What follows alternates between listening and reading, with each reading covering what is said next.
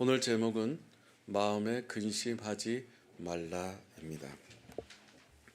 세계 2차 대전에 1944년 12월에 독일군과 연합군과의 싸움이 있었을 때에 이제 연합군이 거의 이제 승리를 탈환하게 되는 그러한 기로에 아주 쾌재를 부릴 수 있는 타이밍이 있었습니다. 그런데 마침 비가 내려서 전투기가 뜨지 않는 상황에서 독일군에서 그 괴력 어떤 아이디어를 썼는데 이 전황에 불리하게 된 독일군에서 연합군의 군복을 갈아입고 스파이로 보냈습니다. 이 스파이가 하는 일은 어려운 일이 아니었고 적진에 들어가서 그 주변에 있는 표지판들을 모두 다 엉망으로 만들어 버리는 것이었습니다.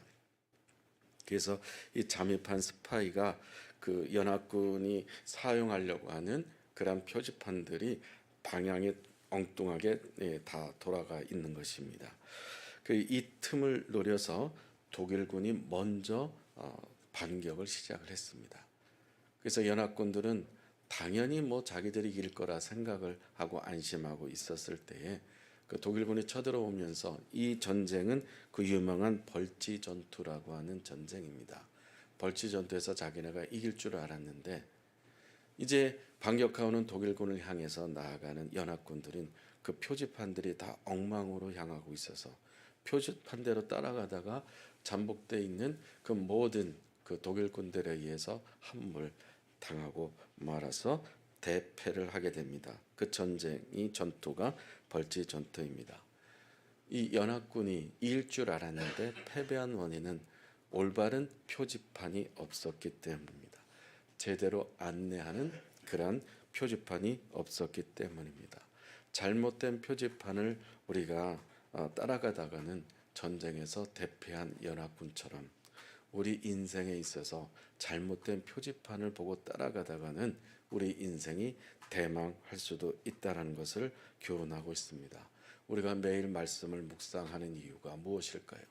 우리가 성경을 매일 읽어야 되는 이유가 무엇일까요?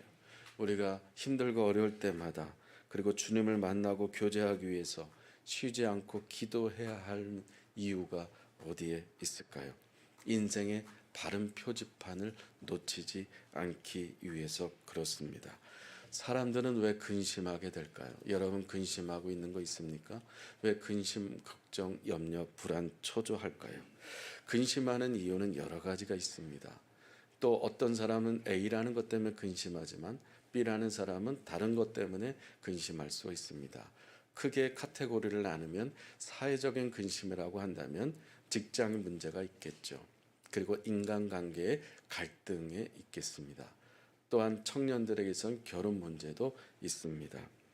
또 개인적인 신체적인 근심이 무엇이 있을까요? 건강에 대한 그리고 미래에 대한 그리고 자식이 자신의 어떤 컴플렉스, 핸디캡 아니면 열등의식, 자기 자신의 어떤 그 성격적인 문제 때문에 개인의 어떤 근심거리가 될 때도 있습니다. 또 하나는 관계적인 문제도 있습니다. 우리가 살아가는 모든 삶의 영역에 있어서 근심이 될 것들이 너무너무 많습니다. 세상에는 너무 근심거리가 많이 있죠. 근데 성경에서는 우리가 세상에 근심을 하게 되면 사망에 이른다고 합니다. 그러나 영적인 근심은 하나님을 향한 근심은 나의 신앙에 관련된 근심은 우리를 구원으로 회개로 이끌어 간다고 하십니다. 우리가 왜 근심하게 되는가? 사전적인 의미는 해결되지 않은 일 때문에 속이 타들어 가거나 아니면 우울해진다는 것이 이 근심입니다.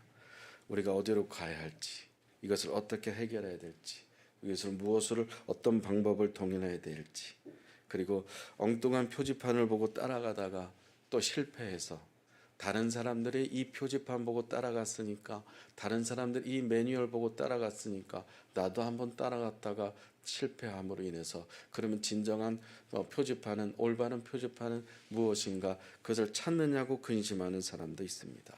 우리가 운전할 때 익숙한 길에 있어서는 운전할 때는 내비게이션이 필요 없습니다. 그러나 초행길에 처음 가는 길에서는 멀리 장거리 갈 때는 반드시 내비게이션이 필요한 것처럼 말입니다. 그러나 우리가 가다가도 경로 이탈을 하게 되면 안심할 수 있는 것은 내비게이션이 반드시 목적지까지 안내해 주기 때문에 우리는 편안하게 주행할 수가 있는 것입니다. 우리 인생에 있어서 내비게이션은 과연 무엇입니까? 우리 인생에 살아가는 데 있어서 근심을 줄이고 최소화하고 평안 가운데 날마다 감사한 가운데 우리가 살아갈 수 있는 방법은 무엇이 있을까요? 우리가 근심하게 된 원인은 아까 세 가지 카테고리 말씀은 드렸습니다만 좀 더 깊이 보자면 원하는 대로 되지 않았기 때문에 근심할 수 있습니다. 내가 바랬던 기대했던 대로 아니면 어떤 일에 거절감을 받았을 때 어떤 뜻한 바가 다 이루어지지 않았을 때 생각한 대로 다 되지 않았을 때 좋은 결과가 나오지 않았을 때 또 실패했을 때 여러 가지 이유가 있을 것입니다. 성경에 베들레헴 성경에서 검색을 해보면 근심 검색하면 147번이 나옵니다. 염려는 50회, 걱정은 10회, 불안은 9회, 초조는 2회, 두려움은 408회 나옵니다. 이것을 합치면은 626회 나옵니다. 그러면 1.5배에서 약 2배 정도가 우리가 하루하루 살아가면서 근심, 걱정, 염려, 불안, 초조하고 있다라는 것을 입증하고 있는 것입니다. 그런데 예수님께서 오늘 본문에서 왜 근심하지 말라라고 말씀하셨을까요? 첫째는 하나님의 자녀가 근심하는 것은 하나님의 본심이 아니기 때문에 근심하지 말라는 것입니다. 우리가 근심하는 것은 하나님의 본심이 아니라는 거예요. 예레미야 애가 3장 33절을 같이 읽겠습니다. 시작. 주께서 인생에게 고생하게 하시며 근심하게 하는 것이 본심이 아니시로다. 아멘. 근심하면 우리가 어떻게 되는지 잠언 17장 22절 읽겠습니다. 시작.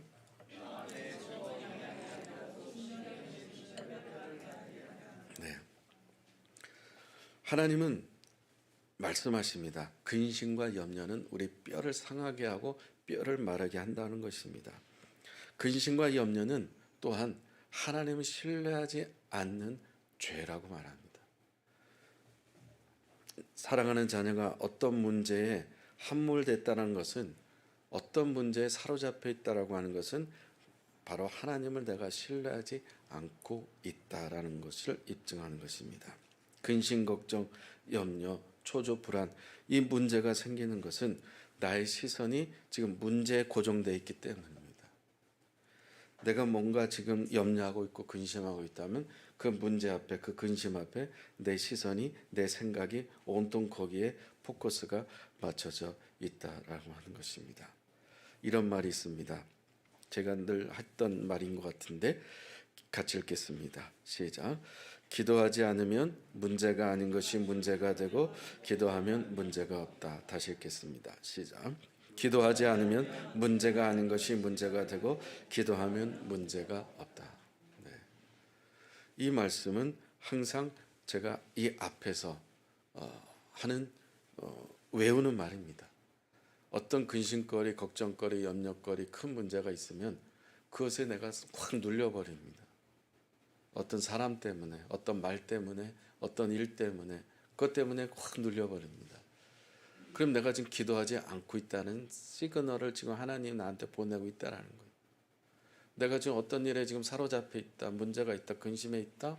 그러면 그것을 지금 주님께서 여러분 계속 신호를 보내고 계십니다. 근데 그 신호를 보내고 있는데도 죽을 때까지 그 신호를 못 알아듣는 사람들이 참 많이 있습니다. 하나님 계속 신호를 보내고 있어요. 기도하지 않으면 문제가 아닌 것이 문제가 되는데 기도하면 문제가 없어지는 거거든요. 3월 추천도서 읽어보셨어요? 감옥에서 찬송으로. 멀린 캐러데스가 쓴 이 감옥에서 찬송으로. 아직 읽지 않았으면 꼭 읽어보십시오. 117페이지 7번째 줄에 이런 글이 있습니다. 이 기도가 무엇이냐라는 답을 알려주는 문장이 있어요. 기도란 무엇인가? 그냥 부탁하고 믿으면 돼. 한번 따라 할까요? 그냥 부탁하고 믿으면 돼. 이것은 실화인데요. 어떤 소령이 베트남 전쟁에 미국 소령이 이 헬리콥터가 추락을 했는데 모두 전사했어요.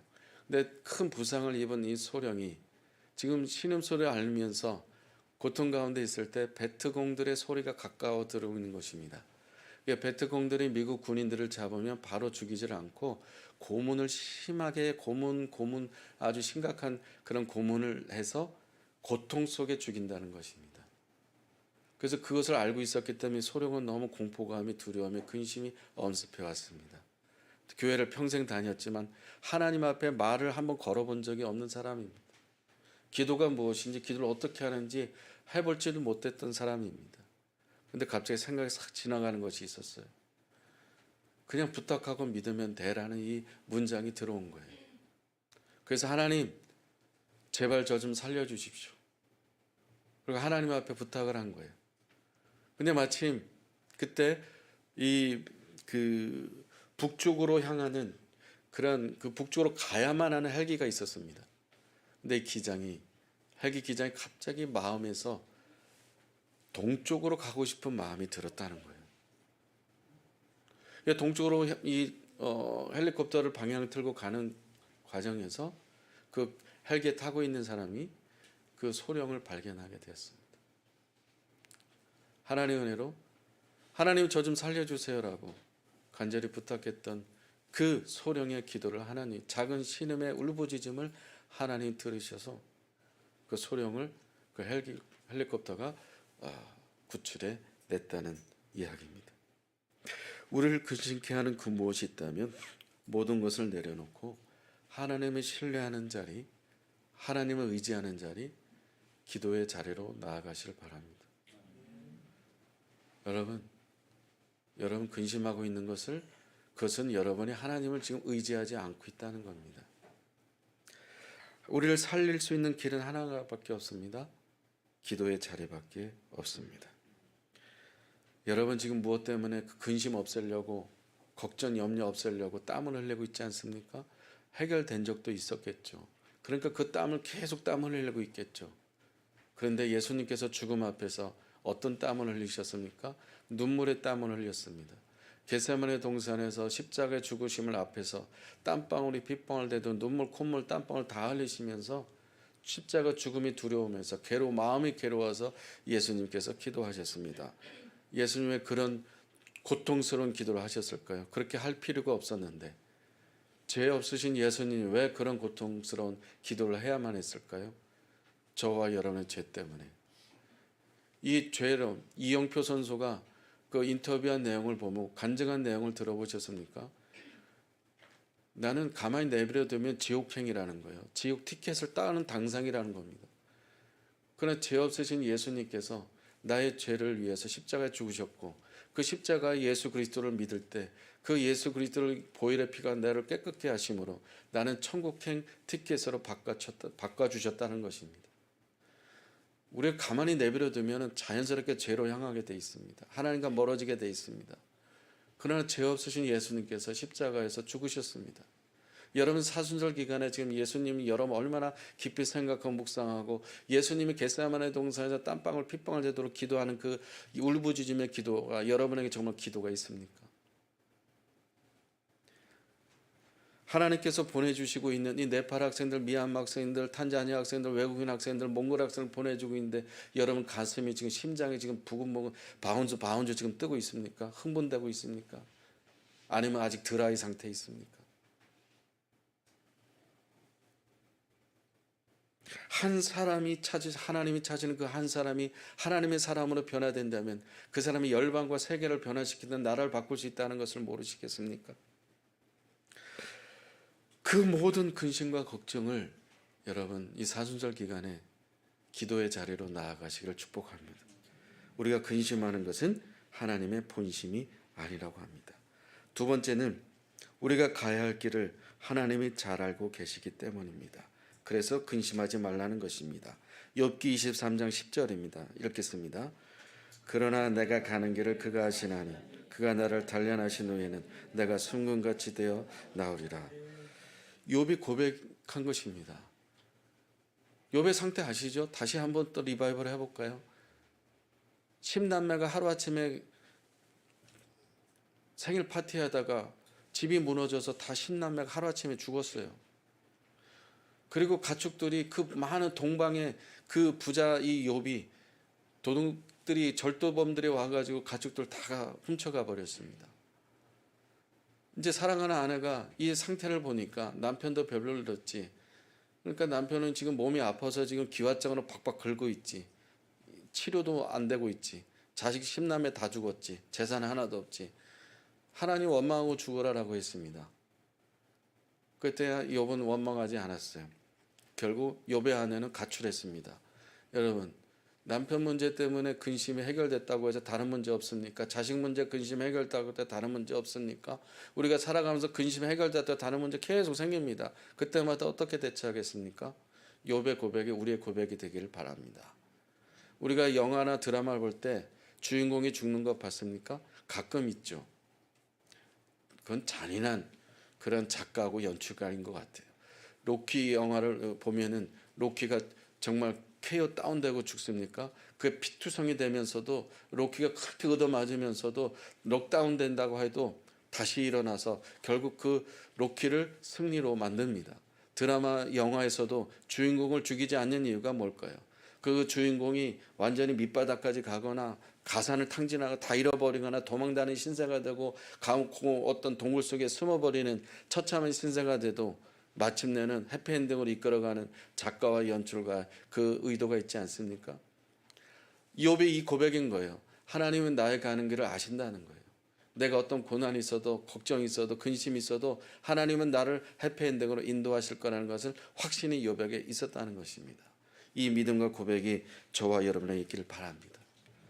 우리 하나님은 광야의 길을 내시고 그리고 사막의 강을 내시고 가장 좋은 것으로 가장 완전한 것으로 우리가 나에게 아무것도 남은 것이 없다 할지라도 낙심하는 그 순간에도 하나님 가장 좋은 것으로 우리를 예배해 주시고 인도하시는 주님이신 줄로 믿습니다.